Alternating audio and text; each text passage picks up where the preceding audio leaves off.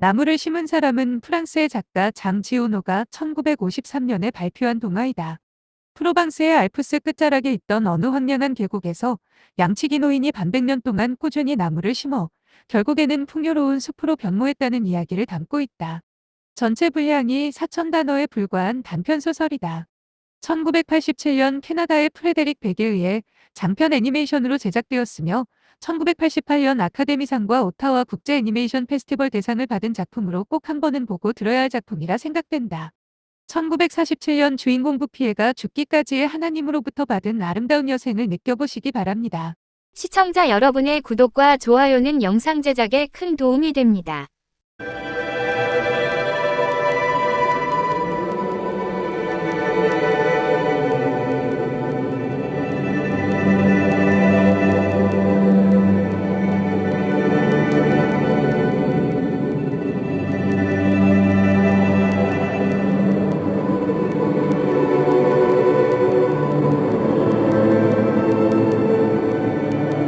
아주 오래전 난 사람들한테 잘 알려지지 않은 산길을 따라 여행을 떠났다. 그곳은 알프스의 높은 곳에 있는 오래된 마을로 아래로 내려가면 프로방스가 나왔다. 1200m쯤 올라가자 처음 눈앞에 나타난 것은 황무지였다. 땅은 메마르고 야생 라벤더뿐 그곳은 아무것도 자라고 있지 않았다. 난 그 널따란 황무지를 가로질러 걸어갔다. 그렇게 3일을 걷고 나자 말할 수 없이 쓸쓸하고 황량한 경치가 눈앞에 펼쳐졌다. 난 사람들이 떠나버린 마을에 천막을 쳤다. 준비해온 물은 어제 다 떨어졌다. 물을 찾아야 했다. 버려진 채 뜯겨진 벌통같이 보이는 쓰러져가는 집들이긴 하지만 근처에 샘터나 어쩌면 우물이 있을지도 몰랐다.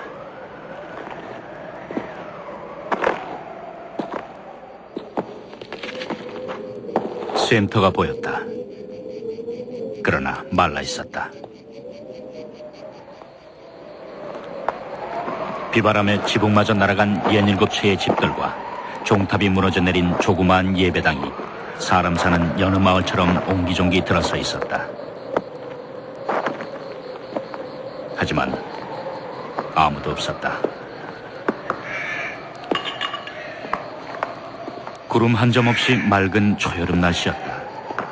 그러나 버려진 이 산속 마을엔 바람이 사납게 쌩쌩 불고 있었다. 바람은 뼈대만 남은 집들 사이를 먹이를 먹다 빼앗긴 짐승처럼 으르렁거리며 불고 있었다. 난 천막을 걷어야 했다.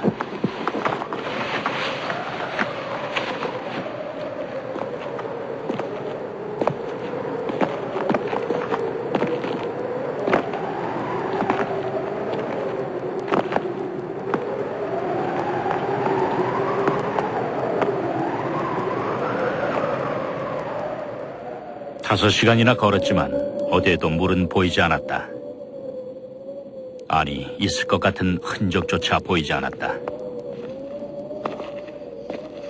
어느 곳이나 모두 메말라 있었다. 여기도 라벤더만이 자라고 있었다.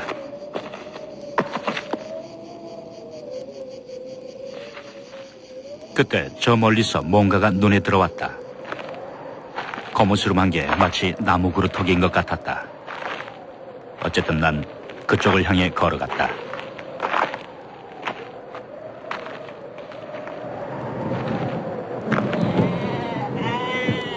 양치기였다. 곁에는 30마리쯤 되는 양들이 마른 풀 위에서 쉬고 있었다.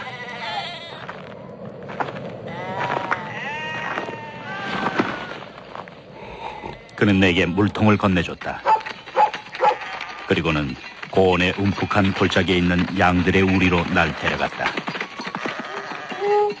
그가 물을 길어 올렸다. 기가 막힌 맛이었다. 우물은 깊었다. 그는 엉성하나마 두레박을 매달아 놓고 있었다.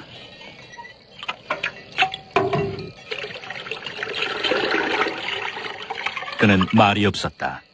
혼자 사는 사람들이 대부분 그렇듯이. 그러나 왠지 자신감에 차 있는 사람이란 느낌이 들었다.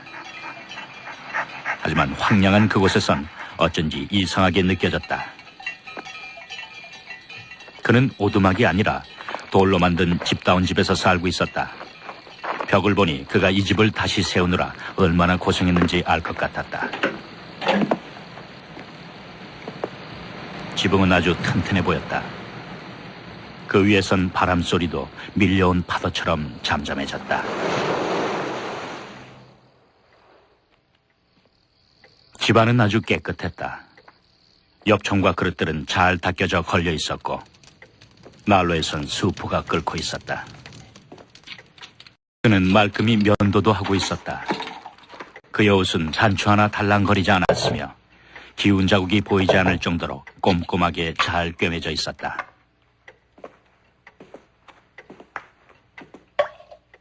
그는 내게 수프를 나눠줬다.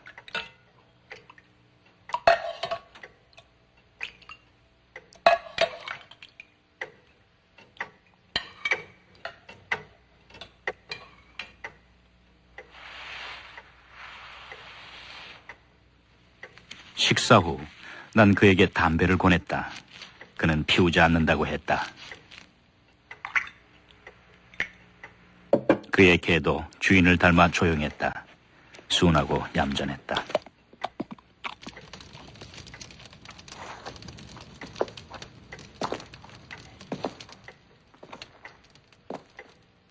그는 내게 하룻밤을 묵도록 해주었다. 가장 가까운 마을도 이틀이나 걸어가야 나온다고 했다. 그 지역에 드문드문 박혀있는 마을들의 사정에 대해 난 잘 알고 있었다. 길이 끊기면서 나타나는 하얀 참나무 숲속 여기저기에 4-5개쯤 되는 마을들이 산비탈 위로 흩어져 있었다. 마을 사람들은 수출 구워 먹고 살았다. 모두 가난했다. 여름이나 겨울이나 살을 내는 모진 추위는 견디기 힘든 것이었다. 게다가 고립감은 그들의 삶을 더욱 비참하게 만들었다. 탈출구는 없었다. 탈출코자 하는 욕망은 무서운 야망이 되었다. 남자들은 수출 구워 도시로 갔다가 집으로 돌아왔다. 착실하게 살던 이들도 끔찍한 현실 앞에 무너졌다. 여자들은 분노로 가득 차 있었다. 그들은 모든 것에 경쟁을 했다. 수출 파는 것에서 교회에 가는 일까지 좋은 일이든 나쁜 일이든 더 잘하기 위해 칭찬이든 비난이든 더 받기 위해 서로 끊임없이 싸웠다. 게다가 늘 바람이 불었다. 바람은 사람들의 정신을 갉아먹었다. 자살하는 사람들, 미쳐서 살인을 저지르는 이들이 전염병처럼 번졌다.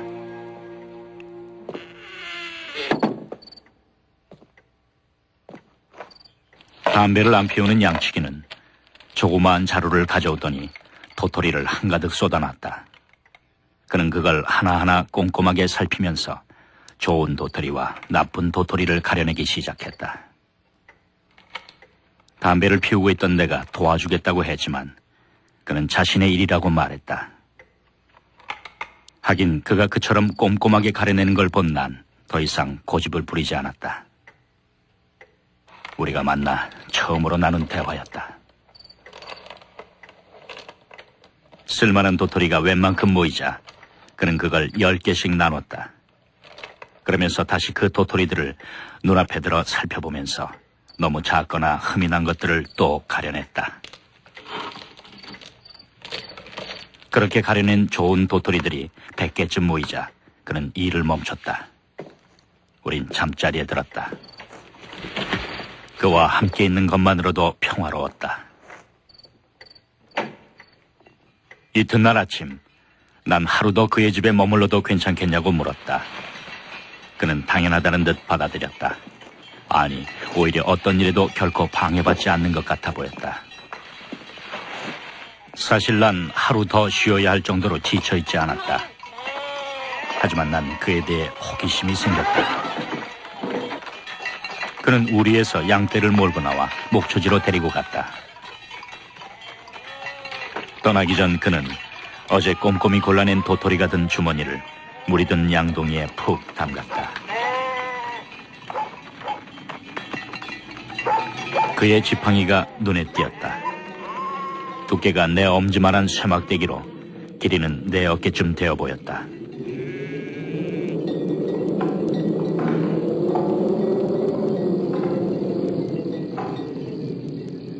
난 느릿느릿 산책하는 척하며 그의 뒤를 따라갔다. 그와 일직선으로 한참 떨어져 걸어갔다. 목초지는 골짜기 아래에 있었다. 그는 양떼를 개한테 맡기고 내가 서 있는 언덕 쪽으로 올라왔다. 날 야단치러 오는 줄 알았다.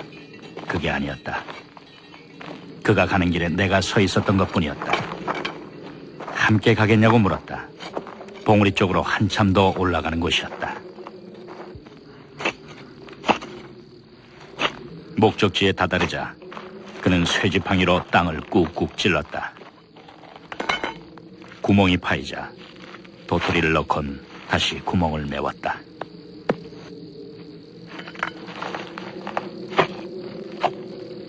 참나무를 심고 있었던 것이다.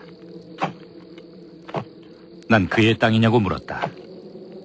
아니라고 했다. 주인을 아느냐고 물었다. 모른다고 했다. 아마도 공유지거나 주인이 있는데 그냥 버려두고 있는 땅인 것 같다고 했다. 그는 그런데 무관심했다. 그는 도토리 배가를 하나하나 정성스럽게 심어나갔다.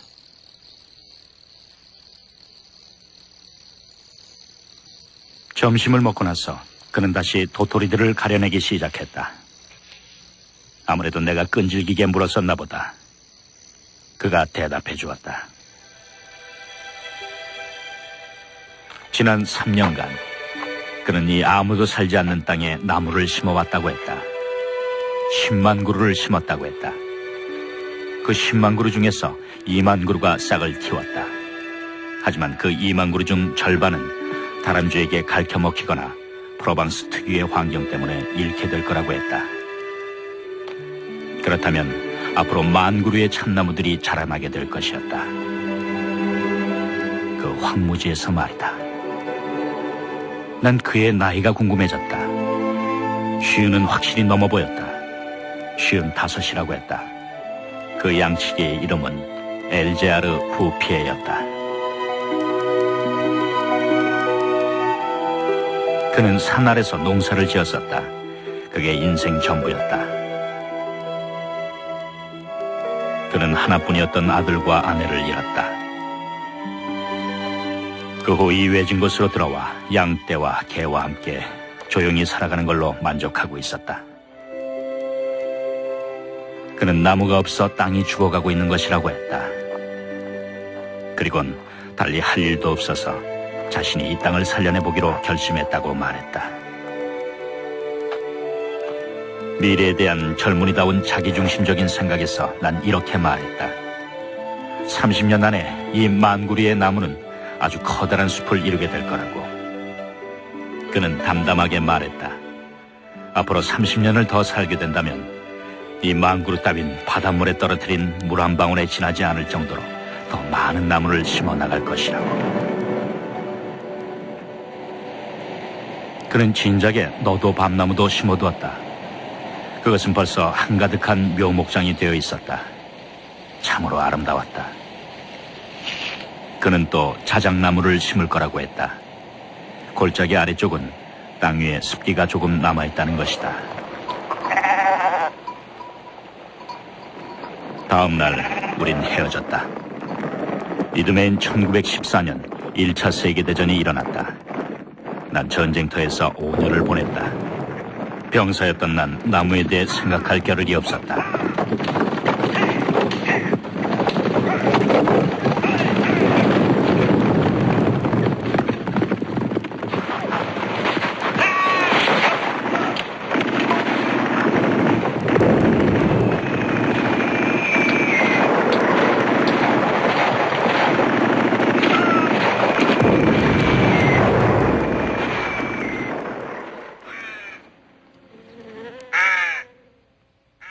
시청자 여러분들의 구독과 좋아요는 영상 제작에 큰 도움이 됩니다. 전쟁이 끝나자 난 얼마 안 되는 보상금에 매달려 살았다. 맑고 깨끗한 공기가 그리워 견딜 수가 없었다. 생각만 하고 있다가 어느 날 그 외지고 황량한 곳을 다시 찾아가 보았다. 그곳은 예전 그대로였다.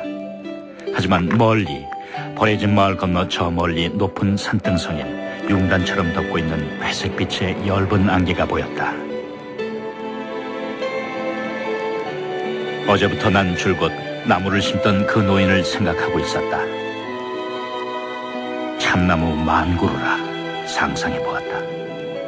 엄청나게 큰 숲이 되었겠는걸. 지난 5년 동안 난 수많은 사람들이 죽는 걸 보아왔다. 엘자르 부피에도 세상을 떠났을지 몰랐다. 하긴 20대 젊은이가 보기엔 50대란 할 일이라곤 죽는 일밖에 남지 않은 나이였으니까.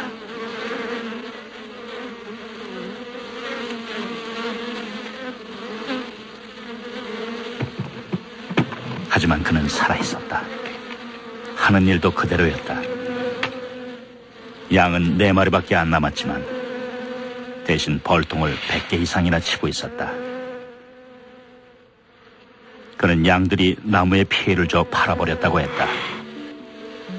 전쟁도 그를 막지는 못했다. 그는 조용히 나무만을 심어왔다는 것이다. 1910년에 심었던 참나무들은 10년이 지난 지금 노인이나 나보다도 크게 자라 있었다. 난 그 멋진 모습에 넋을 잃고 말았다. 여전히 그는 말이 없었다.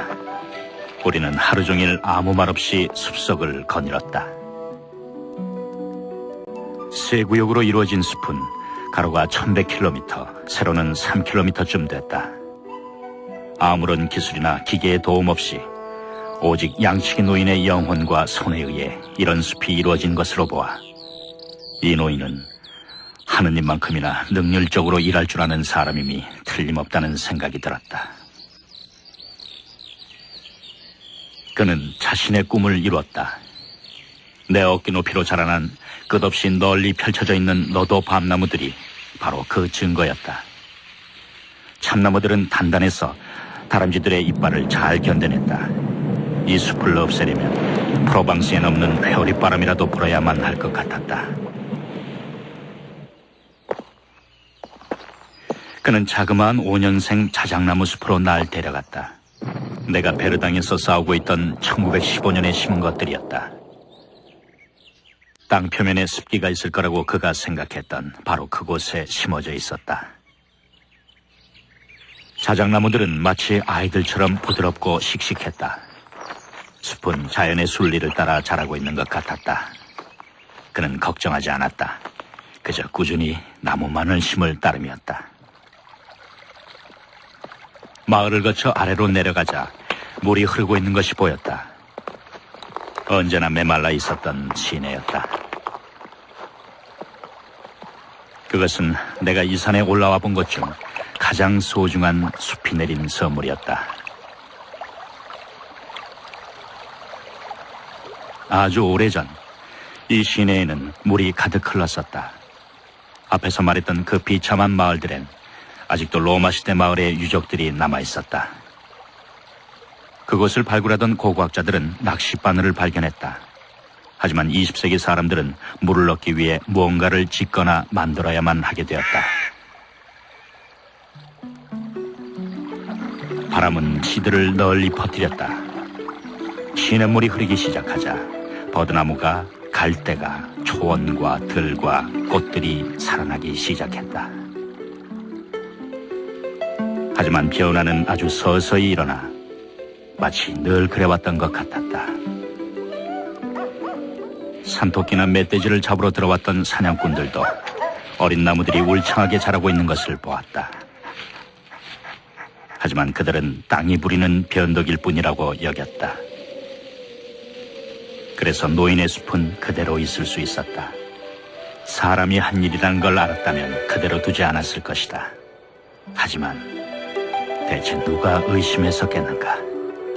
마을 사람들이나 관리들 중 그 누가 이렇듯 고집스럽게 선한 일을 하는 사람이 있을 거라고 상상했겠는가.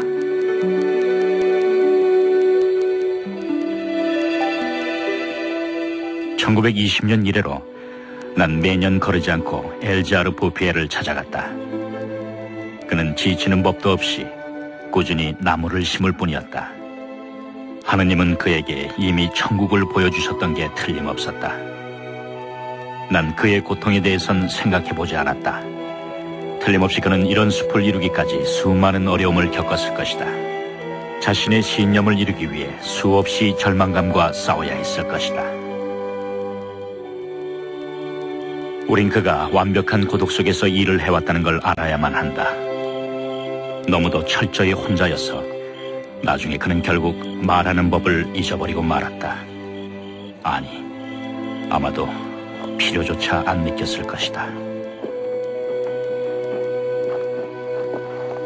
1933년 삼림 감독관이 놀란 얼굴로 찾아왔다. 산에서 불을 피우면 안 된다는 명령이 내려왔다며 자연이 내린 숲을 해칠 것이기 때문이라고 했다. 아무것도 모르는 이 순진한 감독관은 숲이 스스로 생겨난 건 처음 봤다며 감탄했다.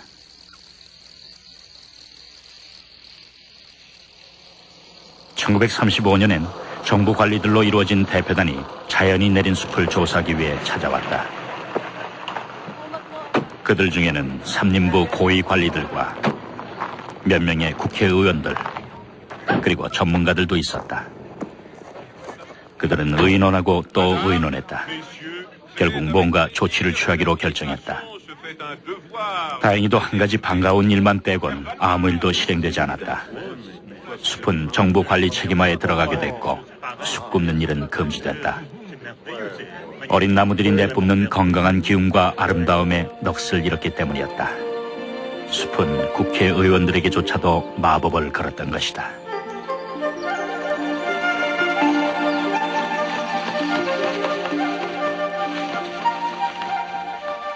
그 정부 대표단 관리 중 내 친구 한 명이 있었다. 난 숲의 비밀에 대해 말해주었다.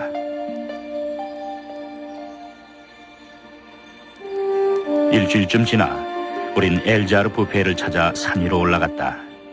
그는 일에 몰두해 있었다. 대표단이 들렸던 곳에서 20km쯤 떨어진 곳이었다. 내가 짐작했던 대로 친구는 노인이 하는 일의 소중함을 알아차렸다. 난 노인에게 갖고 간 달걀을 건넸다. 우린 함께 점심을 먹었다. 그리고는 한참 동안 아무 말 없이 주위 경치를 바라보기만 했다.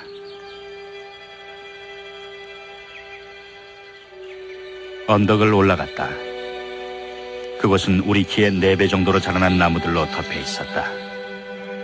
1913년 당시 모습이 생각났다. 황무지였었다. 그러나 꾸준한 노동, 산 위의 맑은 공기, 소박한 생활, 무엇보다도 노인의 평온한 영혼 덕분에 그는 자신이 이루고자 했던 모든 걸 얻을 수 있었던 것이다. 그는 신이 내린 일꾼이었다. 얼마나 더 나무를 심을 계획인지 알 수 없었다. 숲을 떠나면서 친구는 그 땅에 가장 잘 맞는 나무 종류에 대해 가볍게 조언했다. 하지만 강요하진 않았다. 산을 내려오면서 그가 말했다.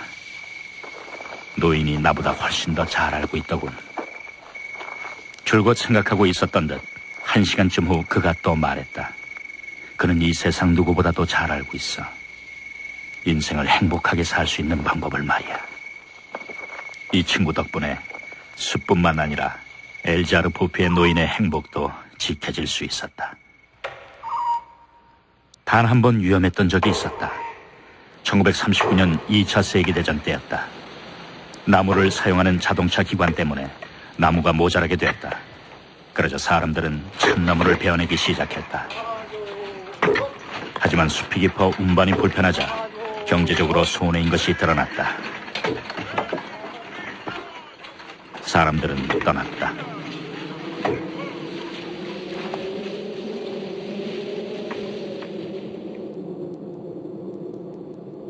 하지만 노인은 아무것도 몰랐다.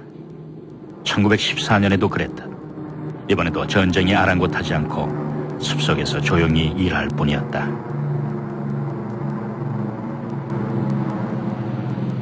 1945년 6월, 난 마지막으로 엘자르 부페를 봤다. 그때 그의 나이 87이었다. 난 옛날엔 황무지였던 그곳을 다시 찾아 나섰다.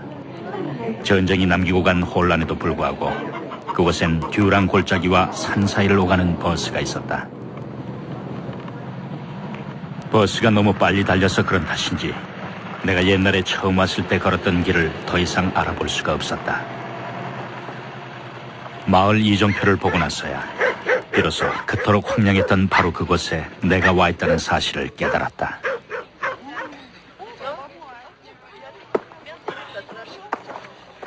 난 베르궁에서 버스를 내렸다. 1913년 당시 이 마을엔 집 12채, 사람 3명이 있었다. 그들은 서로를 미워하며 덫을 짐승을 잡아먹고 살았다. 희망이라고는 없는 삶이었다. 하지만 모든 것이 변해 있었다. 공기부터 달랐다.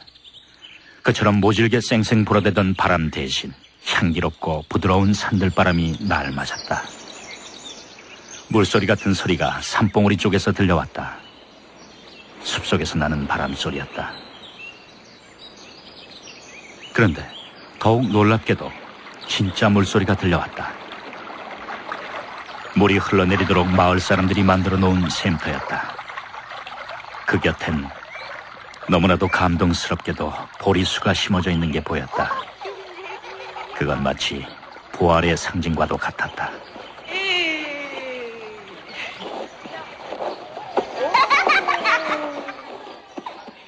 베르궁 여기저기 재건을 꿈꾸며 마을 사람들이 시작한 일들이 눈에 띄었다. 희망이 다시 살아난 것이었다. 잿더미는 치워지고 부서진 담들이 다시 지어지고 있었다. 새로 칠한 집들 주위엔 갖가지 야채와 꽃들이 골고루 가지런히 심어져 있는 정원들이 있었다. 양배추와 장미, 금어초와 백합, 샐러리와 아네모네가 함께 있었다. 누구나 살기를 꿈꾸는 곳으로 변해 있었다. 여기서부터 난 걸어가기로 했다. 전쟁이 끝난 지 얼마 안 돼 산은 아직 활력을 되찾지 못했다. 하지만 죽어있던 산은 다시 살아나고 있었다. 산비탈 맨 아래쪽엔 호밀과 보리가 가득 자라고 있는 조그만 들판이 보였다. 산골짜기 사이론 파릇파릇한 풀밭이 보였다.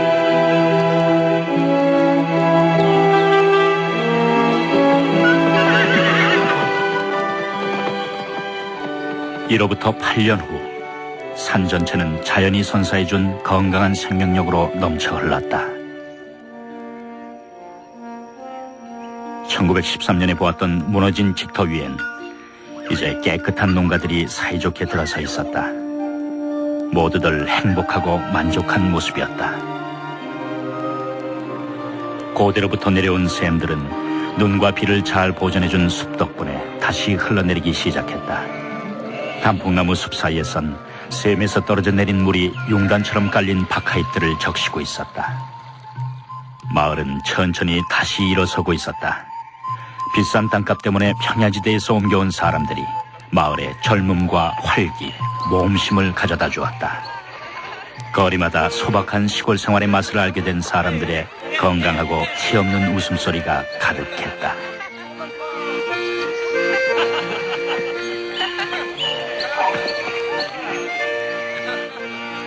옛날부터 이곳에 살아왔지만 지금은 새 사람처럼 달라진 마을 사람들과 새 이주자들까지 합치면 10,000명 이상의 사람들이 엘자르 부피의 덕분에 행복을 되찾은 것이었다.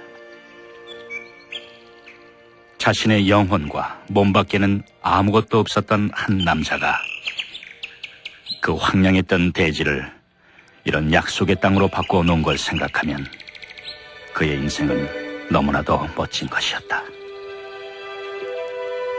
이 모든 걸 가능케 한 그의 신념과 인내, 그리고 아낌없는 영혼을 생각할 때마다 내 가슴은 그 노인을 향한 말할 수 없는 존경심으로 가득 차오른다. 그는 오직 10만이 해낼 수 있는 일을 스스로 해냈던 것이다. 엘자르 부페는 1947년 반홍에서 평화로이 눈을 감았다.